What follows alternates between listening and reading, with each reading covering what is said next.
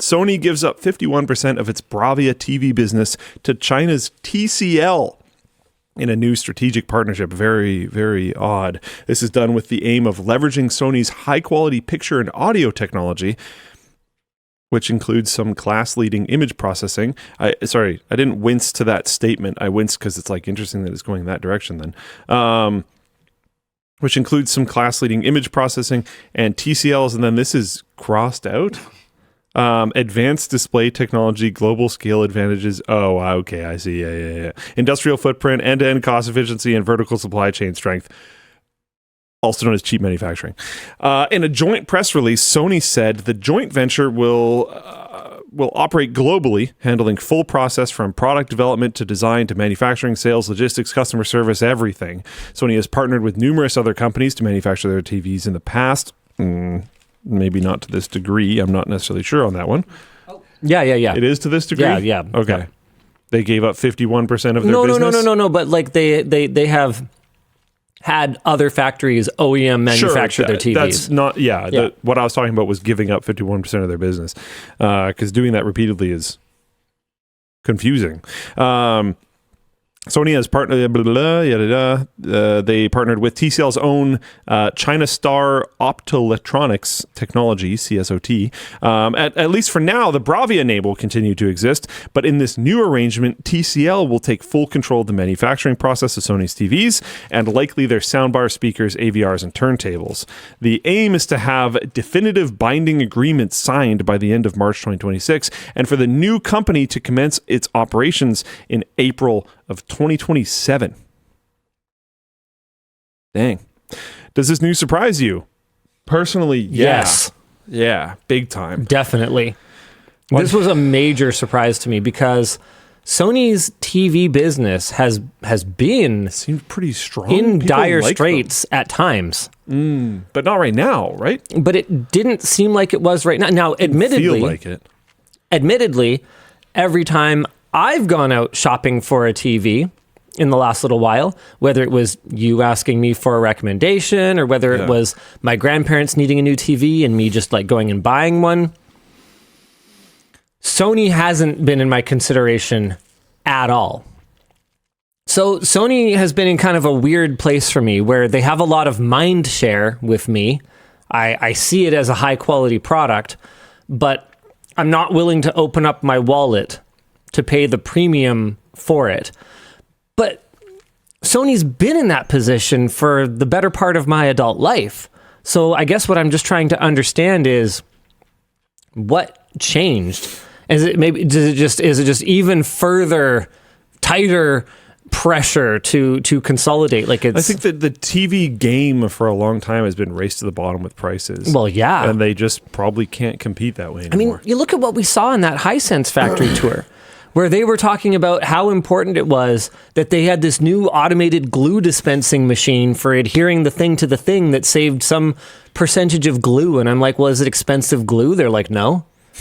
And I'm like, well, then why does it matter if you save like a few milliliters of glue? And they're like, well, because we make a lot of TVs. And I'm like, oh yeah, that makes sense. Yeah. Like they are squeezing every penny that they can save out of these things in order to keep TVs getting bigger and prices staying similar or in many cases going down. Here's a question. Have you found that, I'm not much of a TV guy, have you found that TV failure rates have been going up? I haven't experienced it personally. I've heard people anecdotally talk about it. Yeah, okay. But like I don't... I can't remember the last time I heard anyone say that their TV died of like natural causes. Like actually. So that doesn't seem to be happening. Because I have a... My fridge at home is having a problem, and just because everything is at my place apparently right now. We had an appliance guy come in, and he was basically just like, okay, yeah, I mean, I can fix this, but realistically, this thing's old enough. You should just buy a new one. To that, I was like, huh? My parents have had 2 fridges that I can remember my entire life. This fridge does not seem that old. What are we talking about? And I did a bunch of research, also known as I looked up threads on Reddit. Nice. And this is like a thing now. Oh, yeah. People are like, oh, yeah, fridges last like 5-10 years now. Oh, yeah. 10 years on the high end, 5 on the like average. And I was like, what? Wild. It's a big box of cold. Now there are TV longevity issues. So, for instance, Ratings did that really great investigation into edge-lit TVs, finding that, especially if they were on for very extended periods of time at high backlight power, what was happening was it was like melting and discoloring the diffusion layer behind the LCD screen. And that was like a widespread issue with budget TVs, for instance. But what I was going to point out was that you and a lot of people in your social circle are probably more middle class. Yeah. And therefore have not the cheapest TV. That makes sense. And so it seems to me that you still can buy a quality product that lasts for a while. A lot of my friends that aren't necessarily, a lot of my friends, the two that I've been in their living room and seen what they have not opted to go buy a cheap TV from the store. They've opted to get used stuff. So they have higher quality things that might be slightly older, but like... And they let someone else pay the initial depreciation cost. Yeah. Which on a TV, because they're so cheap, it seems to be like you got that crazy TV for, what was it, $100 or something crazy for Scrapyard Wars? No, it was more than that. I don't remember what it was, but the deal was crazy, whatever it was. I think it was $400 Canadian dollars, and it came with a free soundbar, or $600 and it came with a free soundbar. Whatever it was for the quality of TV that you got, it was like fine.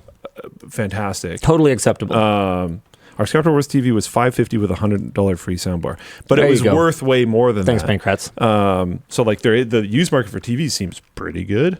I think you'd really... Well, we bought that one new, though. As a warning. Oh, wow. Which Jeez. puts pressure on the used market as well when new TVs just... Goodness. Yeah, we bought it from like Open Box Warehouse, but it wasn't Open Box. I know, right? Crazy. What I was going to say was if you're going to buy a TV used, check for burn-in. But Eddie Coldrick says TCL is probably one of the very cheapest TV brands available in the UK. It's weird to see them taking on what I would consider as a luxury TV brand, especially Sony Bravia Pro line. And this is one of those things that I think I've been guilty of many times in the past as well. This perception that Chinese brands or Chinese manufacturing or low-end brands can't make something better. A lot of the time, it's that they choose to make like a budget crappy one. Yeah. Sometimes it's because they can't make something better. But a company like TCL, like I was blown away when I first got that 115-inch TV like 2 years ago or whenever it was. And I was like, this is not only the biggest TV I've ever seen, this is one of the best TVs I've ever seen. I was not expecting that. And it has still held its spot in my theater room to this day, in spite of heating up competition in the ultra-large TV segment. Yeah, which is crazy. Kind of wild, right? Yeah. And like going back even further, remember how we used to go to CES in the early days and Hisense always had the booth right next to Intel, right at the entrance of the central hall? Yep. And I'd be like, who the f*** are these guys? Like, I know who Intel is. Every year for a while. But who the f*** is Hisense? Why does the perspective back then relax? Yeah. Like junk TV company have this like massive booth. I didn't even know who they were at all the first time I saw them, because my first CES was like 17 years ago now or something like that. Yeah. I literally didn't know who they were. I had to look it up. They're like, and it was like, oh, it's like a weird Chinese TV brand that literally doesn't exist in North America at all. What are they even doing here? And now they're battling it out with TCL, another brand that I wouldn't have heard of at all at the time, for number one, number two, if I recall correctly. Is Samsung still up there? Top TV brands US. Is it Hisense and TCL? Are you now? measuring it by sales? Yeah, would be by volume sales. of sales or like total dollars? Hold on. No, I don't want best.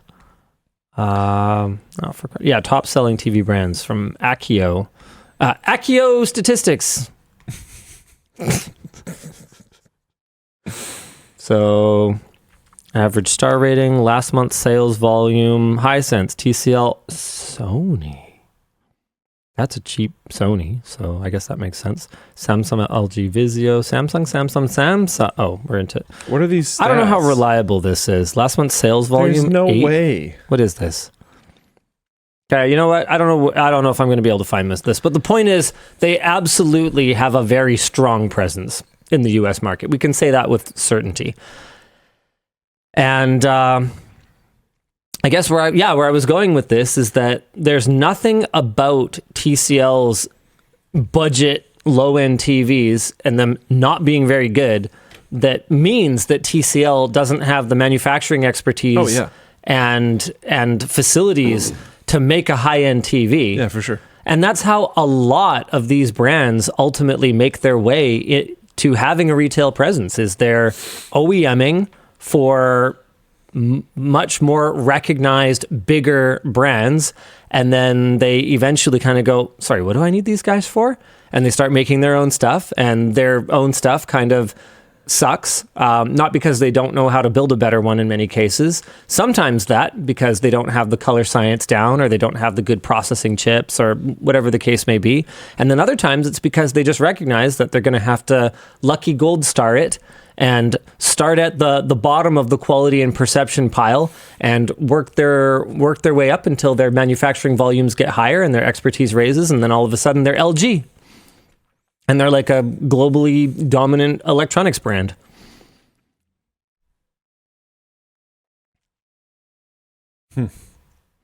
As for how I feel about buying a Sony TV at this point, there things are a little bit more confusing. Sony still owns 49%, from my understanding. So Sony is still going to be literally like very invested in Bravia TVs being really good.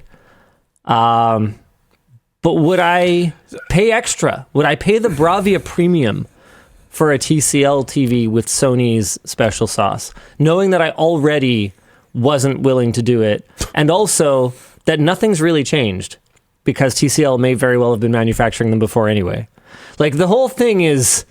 It's funky. It's changing, but is it changing? Most people aren't going to know that ever happened. Oh, yeah. Yeah, 100%. I think this might be somewhat Sony throwing in the manufacturing towel. I mean, this gets talked about a lot, where people will be like, "Oh, Apple, or Coca-Cola. Coca-Cola is not a pop company. They're a logistics company, whatever." TCL, I think if you're making that argument about other companies, I think you can make the argument about them being logistics and manufacturing and efficiency and stuff like that, not necessarily a TV company. So if at a certain scale, it's very true, though. Totally. No, I'm not even countering that. I'm just saying that you might also, I don't know enough about TCL, but you might also be able to apply that same logic to them. And if so, Sony might just be like, look, we just want to step back and be like a really premium technology and R&D group that can contribute that to really good TVs that these other people can pump out. And if they're getting, if they own 49% of the joint venture, still a big part of the pie, especially if they don't have to mess with the manufacturing side of things, the logistics and everything, they can leave that alone. Like, it might be fine. I don't know if I want to be too doomer about this. As someone who has never purchased a Sony TV, it doesn't necessarily matter that much to me. Yeah, Sony was always like an aspirational brand for me, even going back to like portable CD players and stuff. It was like, they're usually quite premium. Actually, hold on. No, I did have a Discman. I remember I had a Discman, and Panasonic was actually the more premium brand around the time that I finally got one. I didn't get an early Discman. Like, I didn't get one when they were square. I got one when Sony had kind of started to have their ability to compete in the premium space eroded, when they had the rounded ones. The conversation we had on WAN about rechargeable batteries reminded me that I probably needed a few more. So I treated myself to one of those, like the Eneloop kits. Nice. It comes with the charger and the adapters and stuff. It showed up. I'm pretty happy about it.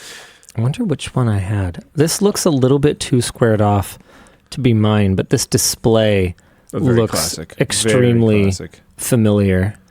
This branding came way later. I don't think it's there anymore, but I remember when there was a Sony store in the Willowbrook Mall, and I used to go through there all the time. I never owned anything from Sony, but I always thought it was cool. This was absolutely directly competing with like Panasonic's look at the time. These early square ones were pretty wild. Oh, I think this is the one.